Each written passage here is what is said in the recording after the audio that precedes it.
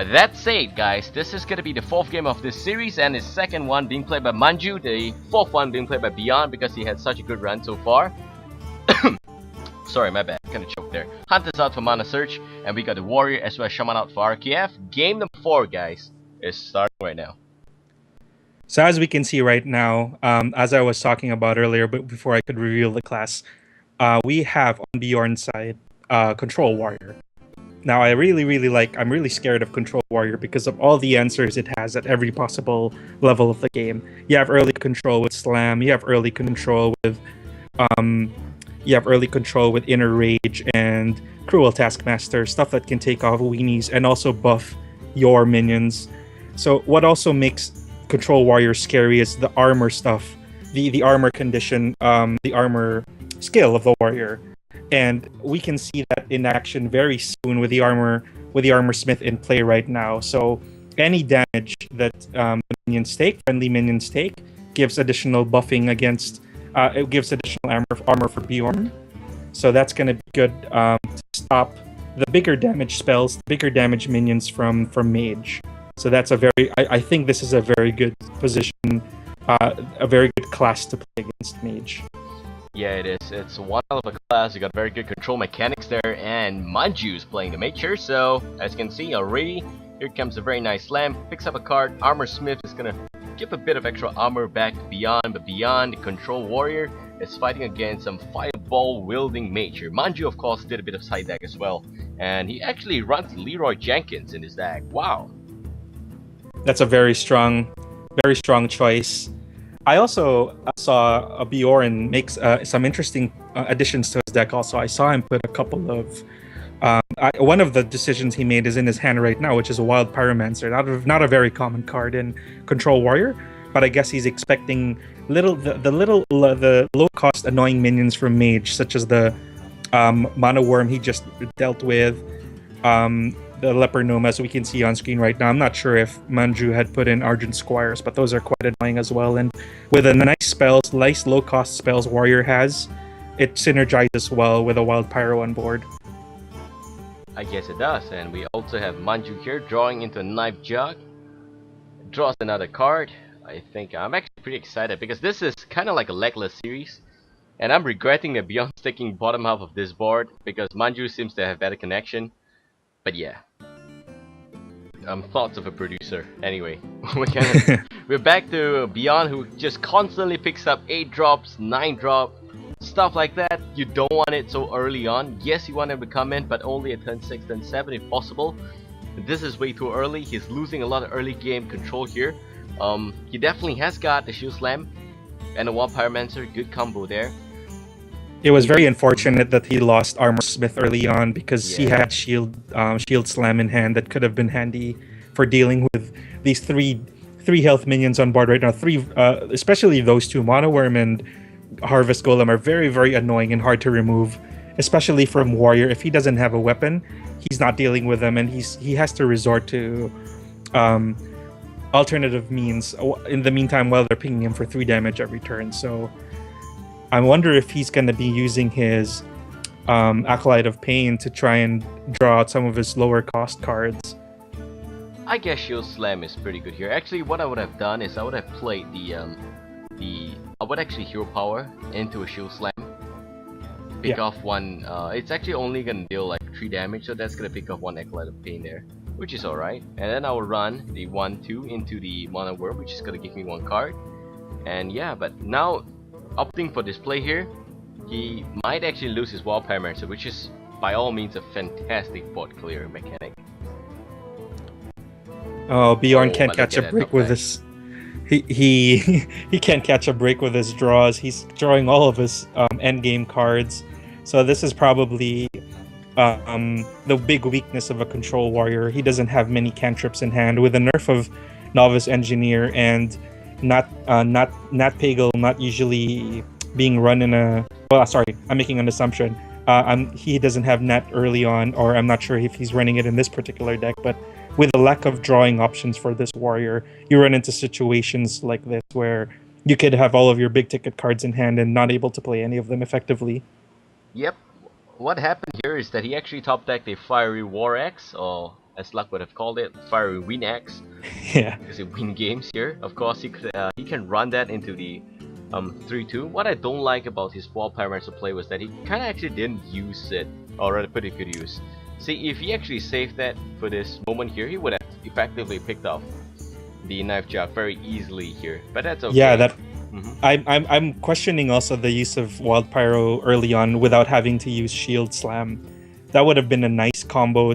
Now turn 5, he could have armored up, pulled the Wild Pyro down, slammed one of the golems, and then have Wild Pyro trigger, and then the following turn start killing stuff with Fiery Winx and start clearing the board, and then leading his way up to turn 7 where he can core Howl or set up a turn 8 rag.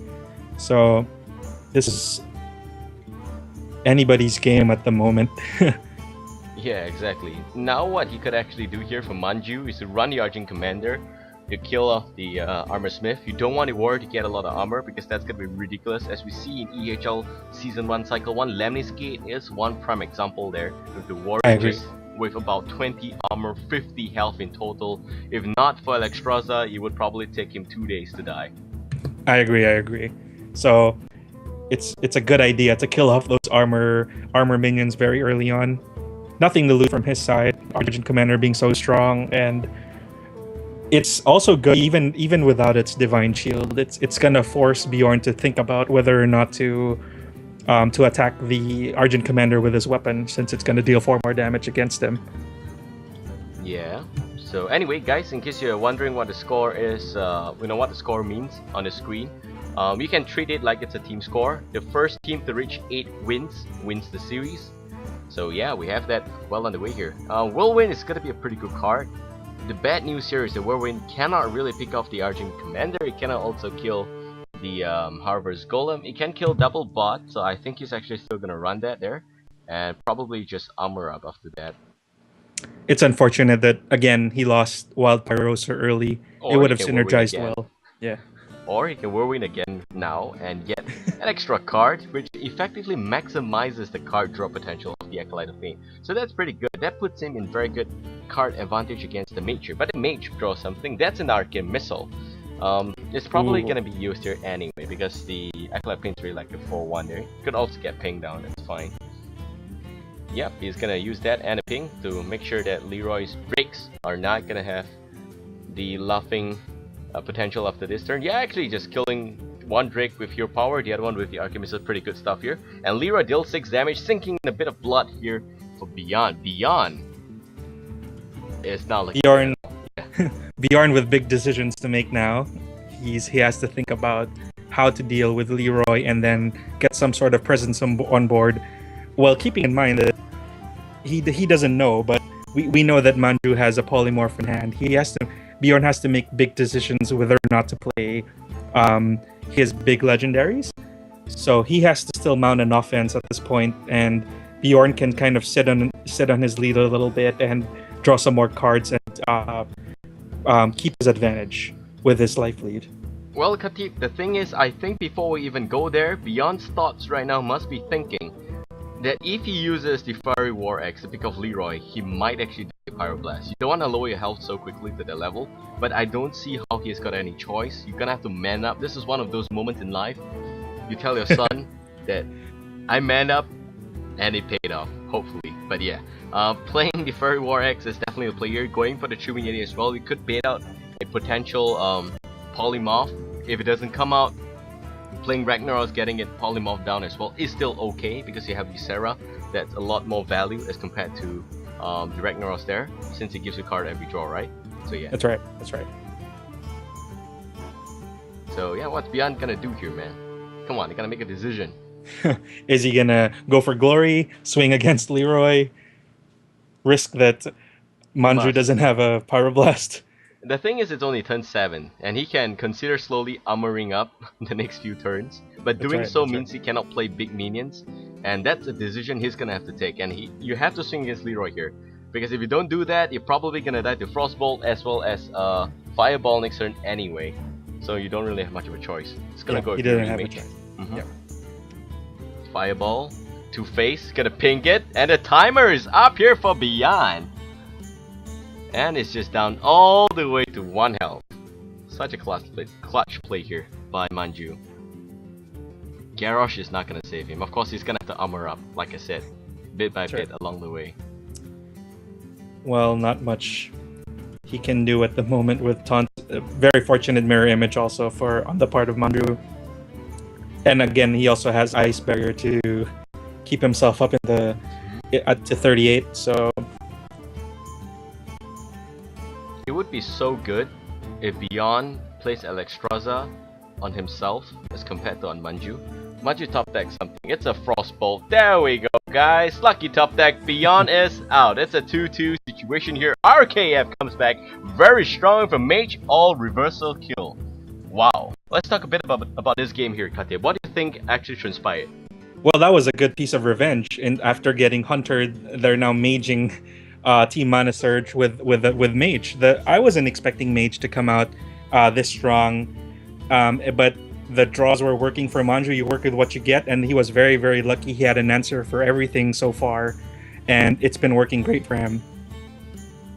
Yeah, very good stuff happening here from RKF, and they're still in it to win it. Of course, MS is now down with the Hunter and down with the Warrior, and this is going to be really exciting. That's it. Bjorn's going to have to name his second player, and we'll be back in just about 5 to 10 minutes again. So do sit tight, stay tuned, and yeah, hope you guys enjoy this coverage here. It's the first ever Hearthstone Standoff on eGTV, and Babael here, and Katips gonna be your host. See you guys again in Showwall. Have a great time. Goodbye.